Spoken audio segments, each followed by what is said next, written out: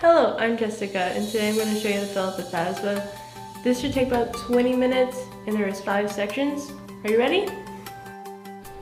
To get started, log in with the FAFSA username or password that the student has set up.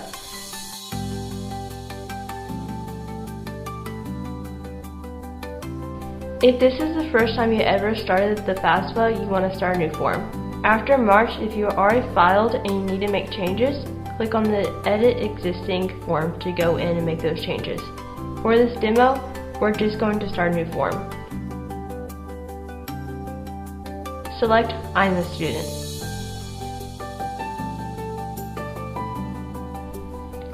The next 4 slides are just going to show you things that you need to know about financial aid and about the FAFSA form. So you can just read those at your own leisure or just skip through them.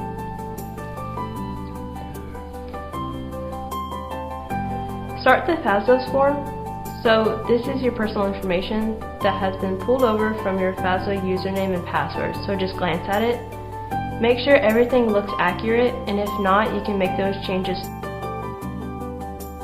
Okay, so one question that always trips people up is the date the student became a legal resident.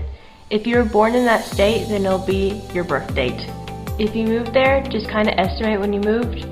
That gives the financial aid office access to the information needed to determine whether you qualify for state aid or not.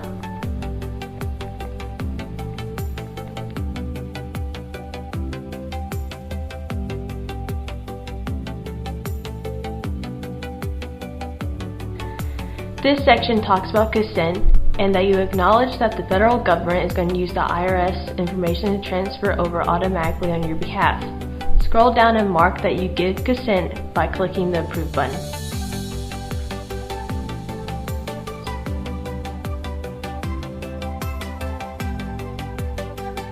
This section is about the student's personal circumstances.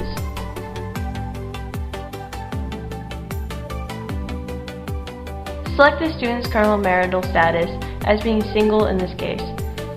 If you're in high school right now, then you'll be a first-year freshman. If you're already in college, you can just select whichever one applies to you. If you're going to be a first-year freshman, you will not have your bachelor's degree. That means you graduated from high school, so right here we're going to click No.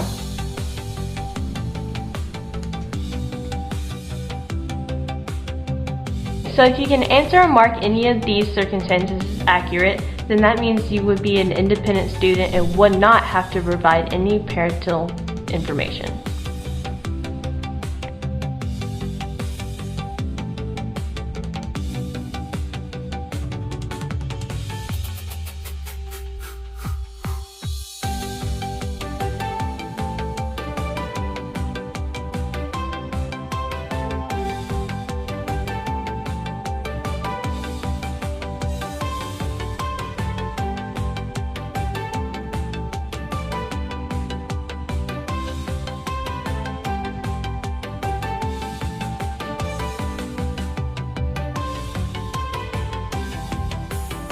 If you answer yes to this question, if you're an unaccompanied and either homeless or at risk of being homeless, then it'll bypass some other questions.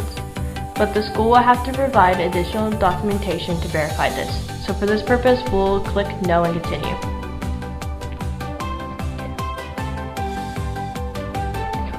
Maybe you have a situation that involves abuse, or you're estranged from your parents, or one or both parents are in jail, or something like that.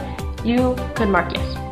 And again, the college will have to verify this information with some additional documentation before providing you with any financial aid. For this purpose, we're going to keep it easy and click No and continue.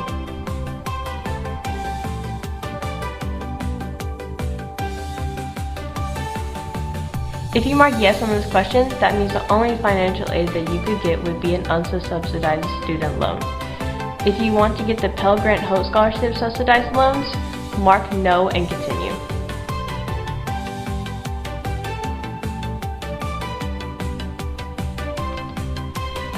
This is if your biological parents are married to each other.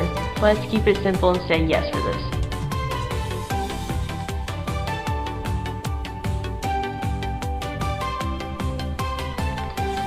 And this is where you're going to enter your parents' information in order for the FAFSA to send them an invitation to complete their section.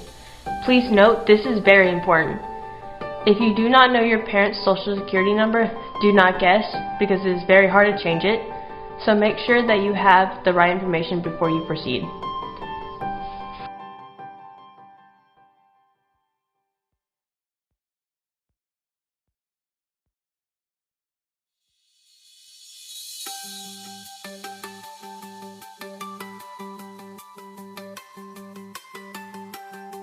If the parent does not have a social security number, you can mark the appropriate box.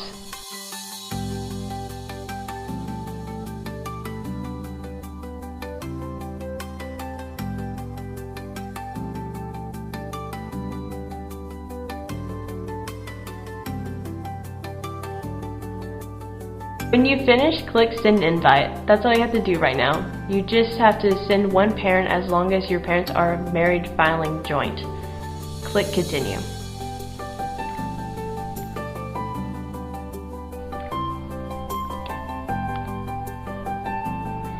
This section is about the student.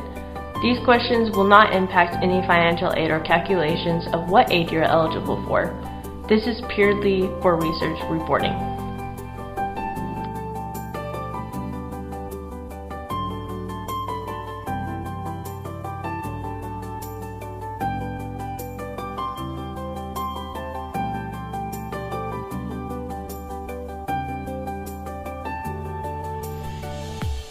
This is a new question on the FAFSA this year.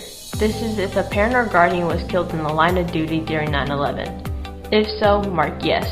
There is additional federal grant you qualify for. Continue. Student high school completion status. Mark whichever one applies. Click Continue.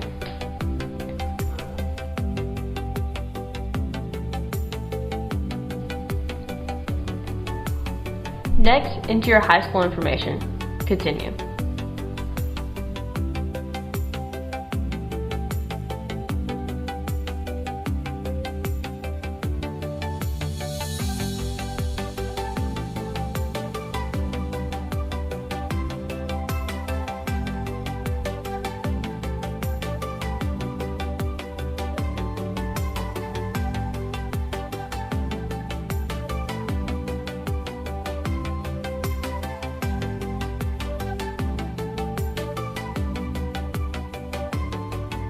This section is about student finances. Remember, if you already filed taxes for 2022, that information has already rolled over from the IRS because you gave consent.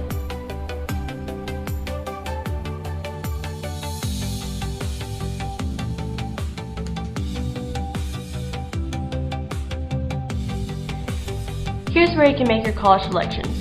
You can select up to 20 colleges this year on the FAFSA, and any college you provide on here will get a copy of your FAFSA beginning in late March. You can either enter the school code, Tennessee Westlands is 003525, or you can search by school name or state. Continue. If you want to know more about each school, you can click the View Info button. Click Previous to go back or hit Continue.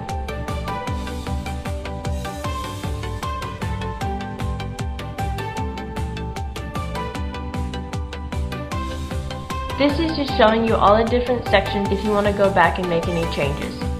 At the bottom, it shows you your invitation has been sent to the parent and what day it was sent. Keep in mind, these invitation links only last 45 days. If the parent does not complete their section within 45 days of the invitation being sent, it will delete the student's portion and the student will have to start all over. Click OK to continue. Next, you will sign to give your consent and say that everything is okay. Your part is done! Parents must log in and complete their part. The student then gets a personalized email that says, "Congratulations, your FAFSA has been submitted." And it should display a student ID index score for you and tell you what your estimated aid will be. So there we have it. I know we covered a lot today, but the FAFSA is the first step to finding out your financial aid status. If you have any questions, feel free to contact our financial aid office.